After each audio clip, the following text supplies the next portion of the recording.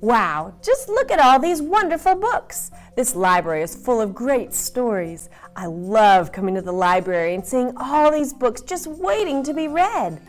Let's see. Where's my most favorite book? Ah, there it is. This book is a lot like a library. It's a book with lots of little books inside. This book has 66 books inside, and each of those books have many stories in them. All the stories in this book are true. Do you know what this book is called? The Bible. That's right. The Bible is the best book ever. Let's look inside this wonderful book and see some of its true stories. Thou shalt not steal. Thou shalt not kill. God called Moses up a mountain and told him his rules for the people. These rules are not just for the people who are alive at that time, but they are rules for us too. We want to follow those rules because God loves us and asks us to keep them. Because we love God, we obey His commandments. It sounds easy, but sometimes it's not. I'm so glad God loves us so much that He wrote down these rules called commandments for us to follow.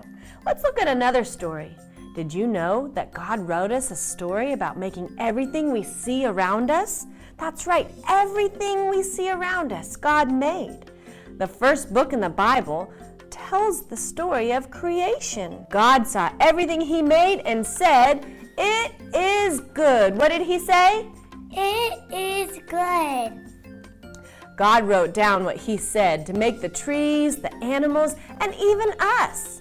It's a fun story to read because it makes me feel so special to read how God thought of everything we'll need. He thought of everything, even my favorite little birds. Are you ready to look at another story? Say yes if you are. Yes. This story is a very sad story. This story is about the best gift God ever gave us. He let His Son Jesus die on a cross so that we can go to heaven and be with Him forever. That must have been a hard story to write. I'm so glad that God wrote it down so we can remember all that Jesus did for us on that very sad day. I hope you remember the end of that story. Jesus didn't stay dead. Nope.